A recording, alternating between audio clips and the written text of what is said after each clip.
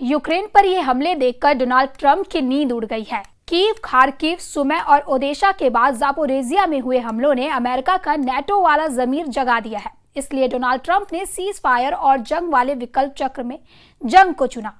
Trump को एहसास हुआ कि अमेरिका को अब किसी भी सूरत में यूक्रेन को बचाना होगा, या कहे कि डोनाल्ड ट्रंप ने सीज फायर के बदले अब युद्ध को चुना है, या फिर उन्हें चुनना पड़ा है। नमस्कार, आदाब। आप देख रहे हैं न्यूज 18 का डिजिटल प्लेटफॉर्म और मैं हूं आपके साथ सृष्टि शर्मा। यूक्रेन पर रूस के ताबड़तोड़ हमलों ने एक बार फिर दुनिया की नींद उड़ा दी है। कीव, खार्किव, सुमी और ओडेशा के बाद अब जापोरेजिया भी तबाही के चपेट में है और इन हमलों ने अमेरिका के सुपर पावर वाले भरोसे को झकझोर कर रख दिया है। शायद यही वजह है कि डोनाल्ड ट्रंप अब चुप नहीं बैठे। सीज फायर और युद्ध के बीच झूलते ट्रंप ने आखिरकार वो रास्ता चुना है जिसे वो खुद भी टालना चाहते थे, जंग का रास्ता। ट्रंप को एहसास हो गया कि अगर अब भी अमेरिका पीछे रहा तो यूक्रेन को बचाना मुश्किल ही नहीं, नामुमकिन हो जाएगा। अब सवाल यह है कि क्या यह अमेरिका की वापसी है या फिर नए युद्ध का अध्याय। इतना तय है कि डोनाल्ड ट्रंप ने अब शांति नहीं, संघर्ष को चुना है और यूक्रेन को हर हाल में रूस से बचाने का इरादा कर लिया है। डोनाल्ड ट्रंप ने अब साफ कर दिया है यूक्रेन को और हथियार भेजे जाएंगे, जबकि कुछ ही दिन पहले अमेरिका ने यूक्रेन को हथियारों की सप्लाई रोक दी थी। लेकिन जुलाई की शुरुआत में रूस के जिस अंदाज में हमले बढ़े हैं, उसने सब कुछ बदल कर रख दिया है। कीव से लेकर ओडेशा तक यूक्रेन हर रोज ड्रोन और मिसाइल हमलों से थर्रा रहा है। We're going to send some more weapons. We have to. They have to be able to defend themselves. They're getting hit very hard now. They're getting hit very hard. We're going to have to send more weapons. Yeah, defensive weapons primarily, but they're getting hit very, very hard. अब सवाल ये है कि क्या ये America की वापसी है या फिर नए युद्ध का अध्याय। इतना तय है कि डोनाल्ड ट्रंप ने अब शांति नहीं, संघर्ष को चुना है और यूक्रेन को हर हाल में रूस से बचाने का इरादा कर लिया है। And if I can stop a war, because I have an ability to do so, I'm disappointed, frankly, that President Putin hasn't stopped. I'm not happy about it either. Donald Trump ने अब साफ कर दिया है Ukraine को और हथियार भेजे जाएंगे, जबकि कुछ ही दिन पहले अमेरिका ने यूक्रेन को हथियारों की सप्लाई रोक दी थी। पुतिन ने ट्रंप की सुन रहे न जेलेंस्की पर रहम करने को तैयार है। जून के मुकाबले जुलाई में रूसी हमले और भी ज्यादा आक्रामक हो गए हैं और अब ट्रंप के पास चुप बैठने का विकल्प नहीं बचा। लिहाजा अमेरिका ने फाइनल कॉल ले ली है, यूक्रेन को और हथियार और खुला समर्थन। ट्रंप ने कहा कि अमेरिका यूक्रेन को और हथियार भेजेगा। यूक्रेन को अपनी हिफाजत करने का पूरा हक है। पूरी तरह बिखर चुके यूक्रेन के बाद अब पुतिन अमेरिका के सबसे बड़े जंगी मंच को तबाह करने की तैयारी में है। यूक्रेन की जमीन पर लगी आग साफ बता रही है कि पुतिन का अगला कदम क्या होगा। ओडेसा से लेकर खार्किव तक, सुमी से लेकर कैपिटल कीव तक, हर शहर को जलाकर रूस ने अपना नया टारगेट सेट कर लिया है।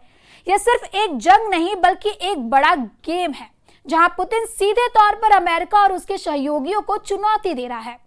यूक्रेन के राष्ट्रपति जेलेंस्की ने दावा किया है कि पिछले एक हफ्ते में रूस ने यूक्रेन पर 1270 ड्रोन, 39 मिसाइलें और लगभग 1000 ग्लाइड बम दागे हैं। इसे यूक्रेन का सबसे खून खराबा हफ्ता बताया जा रहा है। इन भयंकर हमलों में 11 नागरिकों की मौत हुई है, जबकि करीब 100 लोग घायल हुए हैं। ये आंकड़े इस जंग की गंभीरता और मासूम लोगों पर उसके भयानक प्रभाव को बयां करते हैं। इस संघर्ष का अंत कब होगा, फिलहाल कोई साफ जवाब नहीं है। And there is no significant Russian weapon today that is produced without components, without equipment or materials from other countries, sadly including some from Europe and NATO. Yes, of course. And this must stop. Such components can be found in every Russian missile, in most of their drones, and in military vehicles. And it's not just China. Also, Taiwan and some of these parts come from the European countries and from the United States. And every single component or machine tool delivered to Russia's defense sector helps prolong the war and is a crime against peace. Ukraine की तबाही देखकर NATO भी तेजी से Zelensky के पीछे लामबंद होने लगा है। फ्रांस के राष्ट्रपति एम्यूनल मैक्रो ब्रिटेन के 3 दिन के दौरे पर आए हैं। फ्रांस और ब्रिटेन वो देश हैं जो यूरोप के सबसे शक्तिशाली देशों में हैं और नेटो के फ्रंट की सबसे मजबूत सेनाओं में गिने जाते हैं। दोनों ही परमाणु शक्ति है और संयुक्त राष्ट्र सुरक्षा परिषद के स्थायी सदस्य भी है। जाहिर है कि मैक्रो और ब्रिटेन के प्रधानमंत्री केयर स्टार्मर की मुलाकात में पुतिन का युद्ध छाया रहेगा।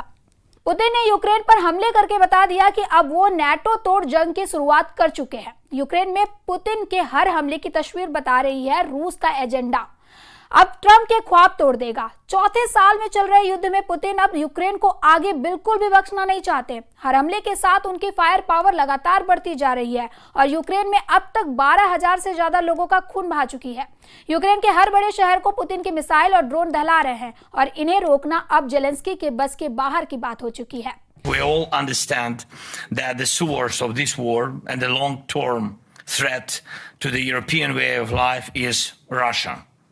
But in reality, we are not just facing Russia alone.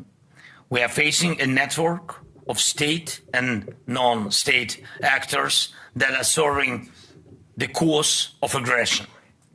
This network includes Russia, North Korea, the current regime in Iran, Chinese companies. इससे पहले यूक्रेन में युद्ध को लेकर ट्रंप के ऑफिस में बड़ा अलार्म बजा था और ट्रंप के आदेश पर पेंटागन ने ऐसा फैसला किया जिसके बाद जेलेंस्की के पैरों तले जमीन खिसक गई।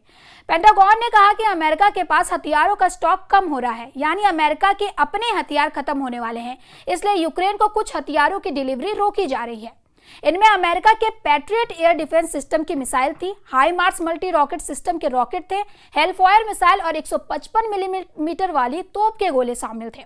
ये वो जरूरी एयर डिफेंस सिस्टम और उनकी मिसाइल शामिल है जिनके जरिए जेलेंस्की पुतिन के ड्रोन और मिसाइल अटैक को रोकने में बहुत हद तक कामयाब रहे। रूस न सिर्फ यूक्रेन के बड़े सैन्य ठिकानों पर हमला कर रहा है बल्कि उन सेंटर्स को भी टारगेट किया गया है जहां यूक्रेन की सेना नए सैनिकों की भर्ती कर रही है। हालांकि इसके जवाब में यूक्रेन ने भी कई हमले किए हैं और रूस का दावा है कि जेलेंस्की की फौज ने 5 दिनों के अंदर में 13 रूसी इलाकों पर 91 ड्रोन से हमले किए हैं।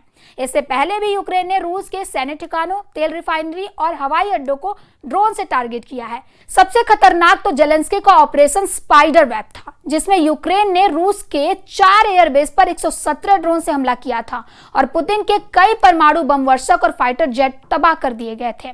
जेलेंस्की की शिकायत है कि पुतिन अब कई देशों के साथ मिलकर यूक्रेन को तबाह कर रहे हैं। पुतिन के इरादों को टक्कर देने के लिए यूरोप में नई कोशिशें शुरू हो गई हैं। जेलेंस्की हर उस शख्स तक पहुंच रहे हैं जो यूक्रेन को हथियार दे रहा है या फिर आगे दे सकता है, यानी जेलेंस्की लगातार सप्लाई रूट बरकरार रखने के लिए फील्डिंग कर रहे हैं, क्योंकि अगर यूक्रेन को हथियार मिलने बंद हुए तो समझ लीजिए कि जेलेंस्की की सेना 24 घंटे भी पुतिन के आगे नहीं टिक पाएगी और ये बात डोनाल्ड ट्रंप भी बहुत अच्छी तरह से जानते हैं।